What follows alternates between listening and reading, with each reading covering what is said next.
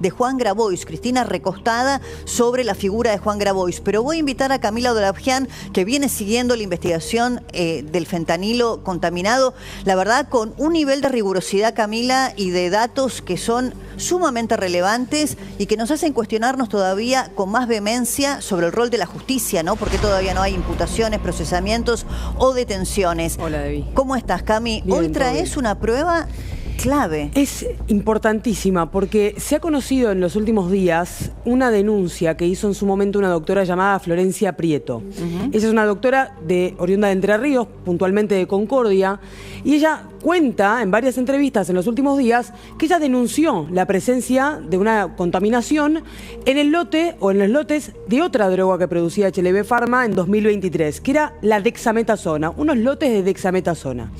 Te pongo en contexto. Ellos encontraron que unas pacientes de cáncer de mama empezaron a presentar al mismo tiempo, durante su tratamiento, fiebre, síntomas compatibles con una infección bacteriana, con lo cual empezaron a hacer un análisis, empezaron a decir, che, ¿cómo puede ser que todas estas pacientes que tienen tratamientos quimioterapéuticos distintos tienen una misma sintomatología de infección? O sea, en distintos centros de salud era en un mismo centro de salud, pero estaban siendo tratadas de forma diferente. Justamente lo que trata de investigar el equipo médico es qué factores había en común. Y detectan que solamente había dos factores en común, dos medicamentos en común. Agarraron ampollas cerradas de ambos medicamentos y encontraron en una de ellas la presencia de bacterias. Esas bacterias estaban justamente en el lote de HLB Pharma. Lo que cuenta en estas entrevistas Florencia Prieto es que ellas alertaron a ANMAT y ANMAT les dijo, no, está todo bien con estas ampollas. Ahora bien, ¿cuál es la prueba clave? ¿De dónde extrajimos esta imagen? Fíjense esto. A ver. Esto es, digamos, ahí un dice cultivo Dexa, de bacterias. ¿no? Exactamente, dexametasona. HLB. Es Precisamente. decir, del laboratorio HLB Pharma. Y fíjate todo el crecimiento bacteriano que hay sobre el cultivo, ¿no? A ver, nosotros no somos bioquímicos ni médicos, pero claramente acá hay una imagen en donde debiera estar la imagen limpia, sí. Se ve esto que fue determinado luego como sobrecrecimiento bacteriano, es decir, contaminación. ¿Qué es lo clave de esto?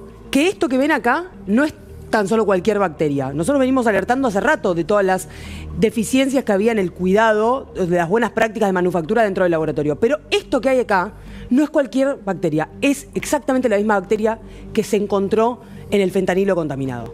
¿Por qué es importante? Ahora te lo cuento. Pero la diferencia, digamos, cuando decimos exactamente la misma bacteria, hablamos de la Ralstonia, que puede haber una diferencia en si era Piketty, si era manolítica. Ahora la doctora nos va a contar por qué es que en realidad es la misma bacteria con derivaciones que son tan pequeñas que no son ni detectadas por una computadora cuando uno hace los análisis. Sino que hay que la doctora lo reporta a ANMAT. Lo reporta. Esto sale de una publicación hecha en la Sociedad Argentina de Infectología. O sea, 9 médicas, incluyendo la Prieto, estudiaron el caso y lo publicaron en la Sociedad Argentina de Infectología con lujo de detalle. O sea, es una investigación científica como eventualmente se podría ordenar en el caso de un perito. ¿Esto es previo a fentanilo? Sí. Esto es previo. 2 años antes.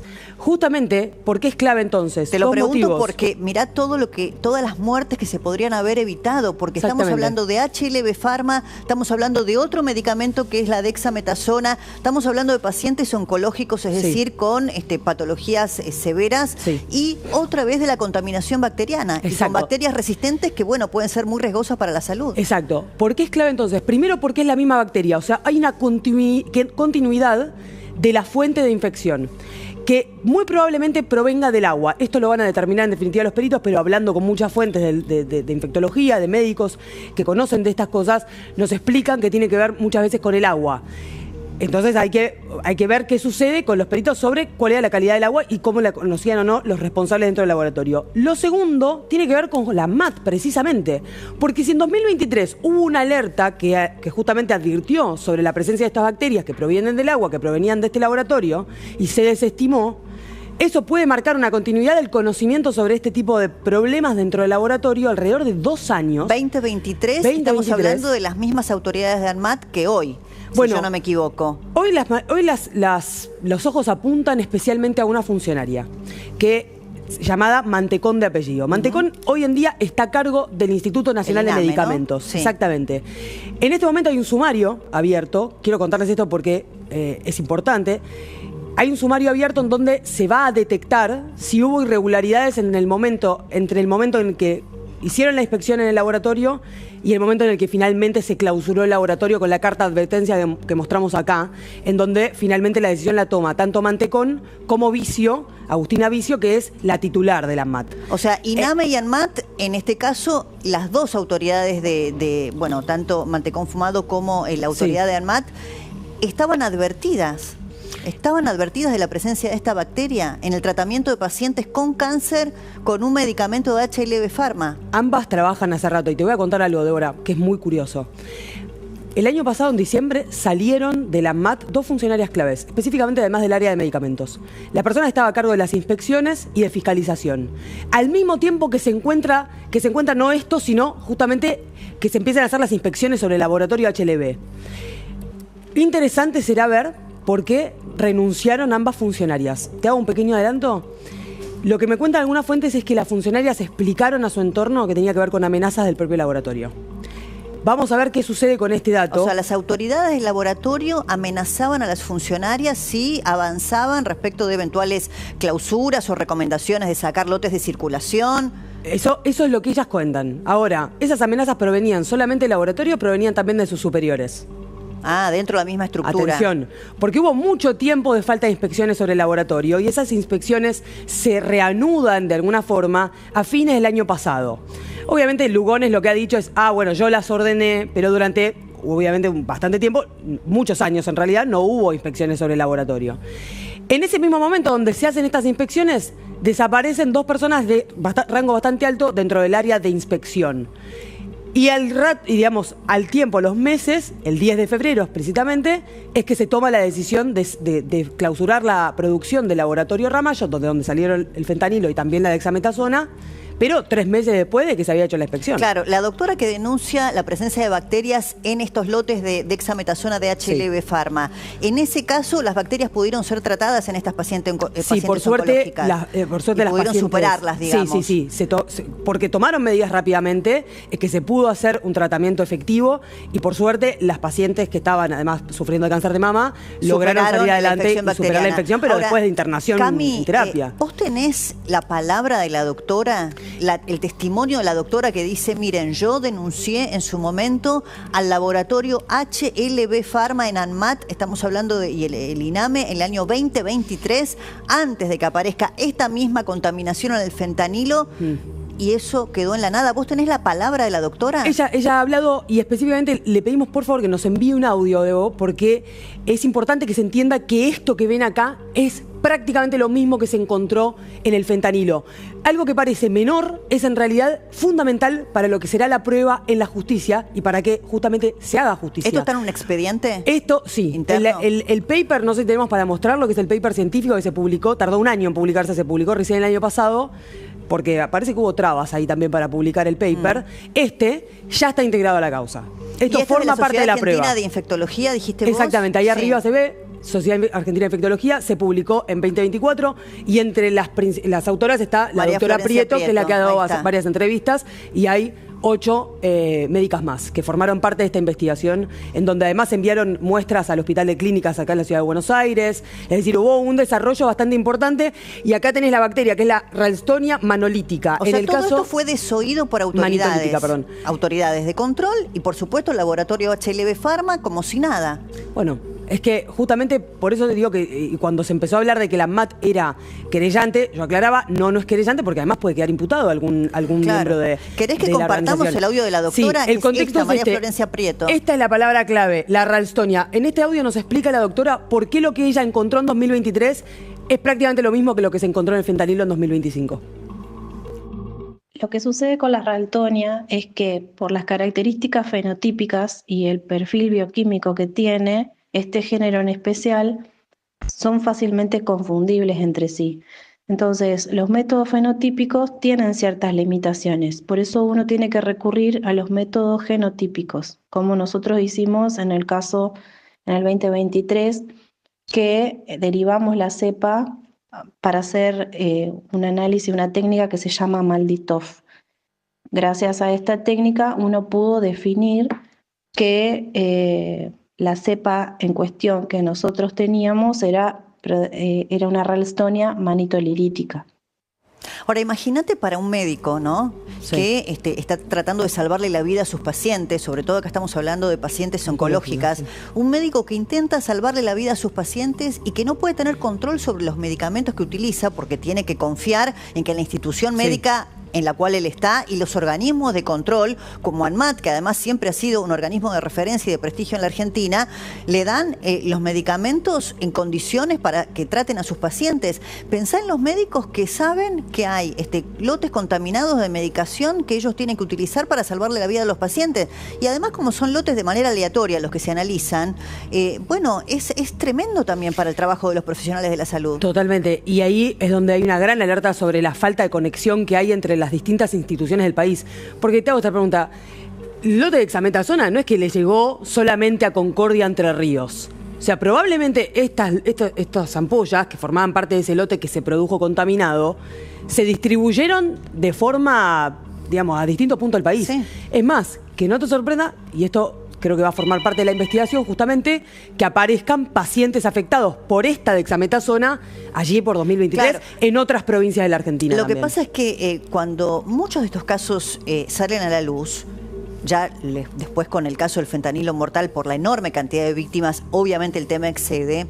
Cuando un paciente en tratamiento adquiere una infección intrahospitalaria, parece algo propio del tratamiento médico. Me refiero, no es algo inhabitual que un paciente en tratamiento, cuando está mucho tiempo internado, adquiere una bacteria intrahospitalaria. No es lo que corresponde, no es lo habitual, pero sucede. Y uno a veces lo atribuye a las condiciones, ¿no? Por estar en un centro de salud, porque por más que se trate de garantizar la sepsis y la limpieza, puede ocurrir. Sin embargo, acá lo que está claro es que ocurría por la falta de controles, primero, y porque hay un laboratorio inescrupuloso que en el tratamiento, vos recién dijiste del agua, algo tan elemental, ¿no? El agua, aparentemente es el hilo conductor, digamos, es el agua, el medio conductor de las bacterias, ¿es así? Claramente no es la única falencia que se ha detectado, pero es una de las que va a explicar o puede explicar la presencia de este tipo de bacterias. Ayer, cuando le hicimos una nota a una ex empleada de HLB Pharma, ella decidió contar, no quería revelar su nombre, por supuesto, guardamos su identidad, pero sí contó qué puesto ocupaba y dijo que era analista en microbiología. Y ella explicó que el agua se debe controlar de forma constante, porque vos tenés que, antes de producir, con todo lo que parte soluble, digamos, de los medicamentos, se tiene que controlar lo que va a formar parte, en definitiva, de ese tubito, esa ampollita, ¿no? Lo que sucede, lo que ella decía era, no, el agua se controlaba solo los lunes. No, ¿qué me dice? Yo te digo, cuando lo escucho, es como si uno pensara en un cirujano que entra en un quirófano con las manos sucias. Exacto. O sin guantes. Sí. O sea, es algo tan elemental, sin ser uno médico bioquímico, advierte que si el tratamiento del agua no es riguroso, es obvio que las infecciones pueden proliferar. Ella te confirma a vos que solo los lunes. Ella dice que solo los lunes se controlaba el agua. Hay otro ex empleado que me habló puntualmente de este tema del agua, que me hablaba de que había un problema hace muchos años en las cañerías, en el sistema de agua del laboratorio, y que se había encontrado muchas veces sarro, oxidación, entre otras cuestiones, en el agua. Lo que también pudo haber fallado, y acá es también un punto importante de la investigación, son los filtros. Ustedes piénsenlo así, es como hacer té, que vos tenés que poner filtro, que son filtros muy chiquititos que logran que haya una retención de las bacterias que no pueden pasar por el filtro, entonces se quedan ahí. Bueno, si el agua estaba contaminada y pasaba por el filtro tendría que haberlo retenido. Ahora, más allá de que se tenía que controlar el agua. Ahora, ¿qué pasó con esos filtros? Es otra de las preguntas. También ahí empieza uno a entender o atar algunos cabos vinculados con el precio de mercado, ¿no? También de los productos de HLB Pharma. Precisamente. ¿Querés compartir el audio, este testimonio tan valioso que te dio una de las ex empleadas? Porque realmente que los propios empleados reconozcan las falencias en un laboratorio que produce tantos medicamentos para enfermos tan delicados como en el caso de los enfermos oncológicos, o para tratamientos como el caso del fentanilo, de enfermos terminales o de cirugías en un quirófano, es realmente espeluznante. ¿Querés compartir el testimonio, Camila? Sí, dale. Perfecto. Ella ahora habla justamente esto de las condiciones. Dale. Me acuerdo totalmente que habíamos quedado impactados porque decíamos, hay ciertos anestésicos que llevaban refrigeración, no la teníamos. Aparte de otra cosa, el fentanilo se hizo en pleno diciembre, enero más o menos. En todas las áreas y líneas productivas, en todo, jamás anduvo la ventilación y la temperatura de lo que sería un aire acondicionado que te mantenga a 25 grados. No existe, no existió jamás. En pleno verano los chicos, los fraccionadores, entraban en ropa interior a veces y con las puertas abiertas, del calor que hacía no podíamos aguantarlo. Tremendo lo que estás contando. Lo mismo sucedía. Entonces estamos hablando de que son ambientales que se van a recontra reproducir porque tienen el ambiente propicio, o sea, temperaturas que no deberían estar. La verdad que el testimonio impacta. A ver, como digo, no hace falta ser ni médico, ni bioquímico, ni un experto para entender que el calor es un medio propicio para la reproducción de bacterias. Acá esta ex empleada reconoce que hasta los propios empleados, los que tenían que manipular en el laboratorio el proceso de producción, por el calor que hacía allí, tenían que entrar, bueno, ya dicen ropa interior, pero ese no es el punto, digo... cuestiones tan básicas de sentido común y elementales de la sepsis, del cuidado en la cadena de producción de un medicamento, no estaban. Entonces también cuando vos ves que el precio de mercado era más competitivo, bueno, entonces ¿por qué era más competitivo el precio de mercado de la HLB Pharma? Porque no estaban los filtros, porque no se hacía el mantenimiento de las cañerías para que no hubiera sarro o contaminación que pueda pasar en la cadena de producción a través del agua, porque, bueno, evidentemente había acá una absoluta negligencia y yo creo que con conocimiento.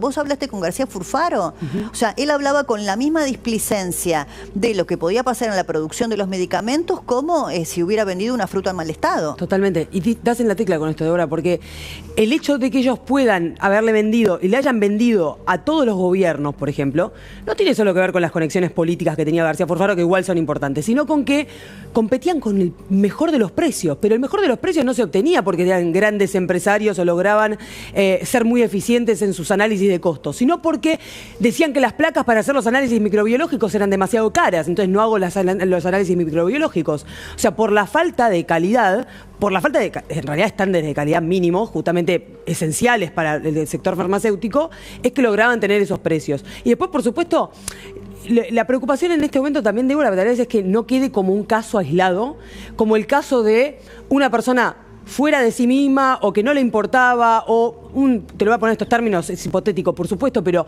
como un psicópata que no le importaba el impacto en la salud pública, entonces produjo de esta manera. No, esto fue un proyecto en donde incluso varias veces este laboratorio se interconectó con la política para hacer proyectos políticos, como podía ser la Sputnik, como podían ser medicamentos a bajo costo para algunos municipios, como José Cepaz, con Mario Ishi.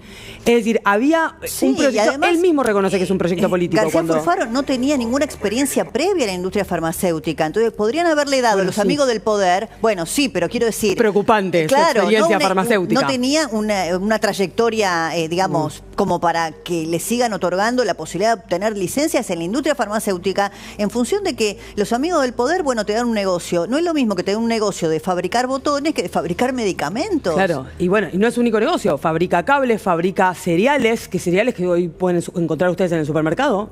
Son producidos por él, por una empresa de él. Y vos decís, ¿había una experiencia previa en farmacéutico? Sí. ¿En dónde? En el laboratorio Apolo. En uno de los laboratorios que estuvo involucrados en la causa de la efedrina. Y de vuelta, estamos hablando de una persona que el jueves pasado en la nota... Efedrina, otra vez, un precursor químico. Exactamente. Efedrina, fentanilo. Lo digo porque sé que hay una línea o un hilo del que algunos quieren empezar a tirar o a mirar vinculado con los precursores químicos, no solamente con la industria farmacéutica lícita, para ponerlo en estos términos. La gran pregunta acá es... ¿Hubo una derivación de calidad? Claramente. Eso está quedando claro y va a quedar probablemente probado, no quiero decir completamente porque no soy la justicia, sino que va a quedar probablemente probado en la causa judicial. Ahora, el desvío de cantidad no se puede no atar a eso. Es decir, estamos viendo que había potenciales derivaciones de ampollas, había duplicación de lotes según lo que cuentan los ex empleados, desaparecieron casi 5 kilos, 4 kilos 800 de citrato de fentanilo que son suficientes para producir 10 millones de ampollas y dijeron que lo destruyeron.